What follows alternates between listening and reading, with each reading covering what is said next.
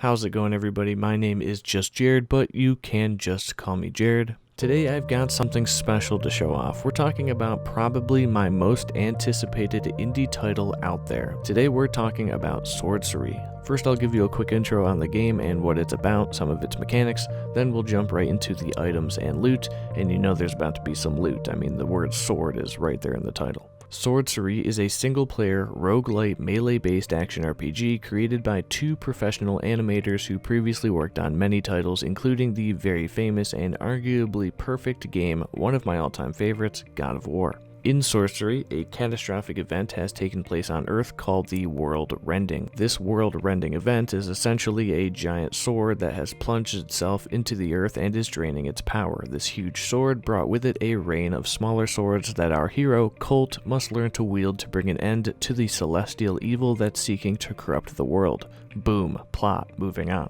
You travel through multiple biomes, each filled with a ton of rooms that are filled with tons of different enemies, and the further you get, the more difficult the game becomes, the more items and loot you come across, and the more upgrades you'll find, culminating in a boss fight to end a run. Swordcery is a rogue-lite, so it does have the gameplay loop of you inevitably dying, but keeping some of your character progression for your next run over and over again. The game is still very much in development, so all of that is still a work in progress, but I'll touch on a few of the upgrades and other things you can find to improve Colt run to run. You can come across items called celestial flasks, which give you a choice to increase your maximum health, stamina, or sorcery. Swordcery is like mana almost, in that it's tied to the unique abilities every sword has. You can also find an item called ethereal steel, which act as upgrades to make Colt stronger in a plethora of ways for a given run. You get a choice of 3 of these too, and they can be anything from upgrades to a certain sword class, or something that alters your dodge ability a bit, or an upgrade that prevents stamina reduction when blocking, things like that. Then you also have relics that you can acquire that can be passive or active abilities that do a wide variety of things. Here's some fun examples. The Adorable Parachute negates fall damage from pits. The Bounty Hunter's Gift spawns a bomb every time you dodge. The Devil's Pantaloons spawn fire where you walk. Smokey's Revenge lets you set down bear traps. The Raider's Fedora reduces the damage you take from traps. And Toss the Pigskin literally has you just throwing a football at enemies. All of these items, relics, flasks, and ethereal steel, as well as new swords, all have a chance to drop once a room is cleared of enemies. Time to talk about loot, the entire reason why we're here, the swords. These are your main items in the game, what you use to fight, to win. Entire playstyles and builds for your runs are all centered around your swords. First off, you can carry a bunch of swords with you and switch between them with the press of a button. There are 10 different sword classes, all with their own animations, weight, attack combos, etc.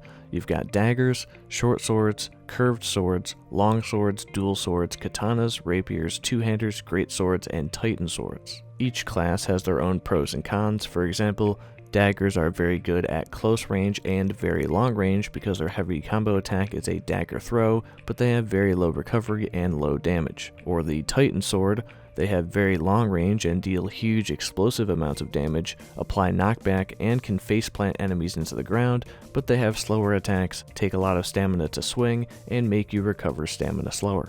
I'll link the website in the description for you if you want to check out the full list of sword classes and all their info. All swords also have their own rarity. Yes, rarities are in the game, thank the developers, and they have their own unique sword ability. Currently, there's 4 rarities planned. White is common, green is uncommon, blue is rare, and orange is mythic, and you can also get swords out of chests that you find. Okay, enough semantics. Let's look at all the swords I've been able to find. Oh, and the devs are planning on having over 100 different swords when the game is fully out, so there's a lot. Starting off basic, we've got Ember, which is Colt's starting sword. It's a short sword, you swing it, you hit things, that's basically it. The Captain's Falchion is a reference that I shouldn't have to explain. It gives you access to a move called the Falchion Slash, which deals fire damage and provides knockback in a straight line. The Edge of the Universe is a great sword that you can throw and catch and looks really cool. This used to be my favorite one until I saw the Corinthian, which is absolute blasphemy. It lets you summon a giant pillar out of thin air, to which you can then hit pieces of at enemies as projectiles. I don't know, when I saw this I laughed out loud, so this one is my favorite. It was just so unexpected. Dragon's Breath are dual blades that have a flame explosion attack. Fed Executioner lets you trap enemies in boxes as you attack them so they can't fight back. Amazing. Long Winter Nights is an ice sword that summons 3 rotating snowflakes that damage enemies on contact. Preschooler's Folly is a pair of scissors. Rock You Like a Hurricane gives you a gust attack that can push enemies off ledges. The Skybreaker sword is the only mythic rarity sword that I know about, and rightfully so. It looks dope, plus it deals lightning damage and gives you this super cool combo that results in an electric explosion. The Slice and Dicers have a dice roll ability that sends a projectile back and forth between the dice, damaging anything in their path, and the amount of damage dealt depends on what numbers you rolled. Smooth Apparator is the ultimate parry sword that lets you vanish and reappear with a big damage parry strike that can hit multiple enemies. You also spawn a log randomly because misdirection. And last but not least, the Paper Katana. You literally shoot paper airplanes out of the sword, which causes bleeding damage, and every now and then you'll fire an origami crane for even more damage. This is a real thing that someone came up with. Katana. C-U-T. I hope that was the beginning idea for this sword, a pun.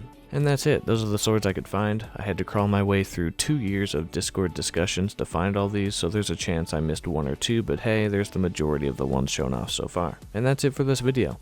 I'll leave the links to Swordcery's website and official Discord and Twitter down in the description. Definitely go follow the game and the devs wherever you can, because a demo is currently being worked on, and if you want to stay up to date on when that becomes available, giving them a follow or joining the Discord is the easiest way to do that. As far as release date goes and release platforms, it's still very early on in development and it's currently unfunded, so the devs plan to launch a Kickstarter sometime shortly after the demo, and the current plan is to release on PC, with console stuff maybe happening depending on the success of the Kickstarter. Go ahead and like the video if you like swords, and who doesn't, so like the video. If you want to have as much fun as this guy is having, then why don't you check out this playlist of games similar to Swordcery that are also filled with tons of items and loot. Sounds like a good plan to me.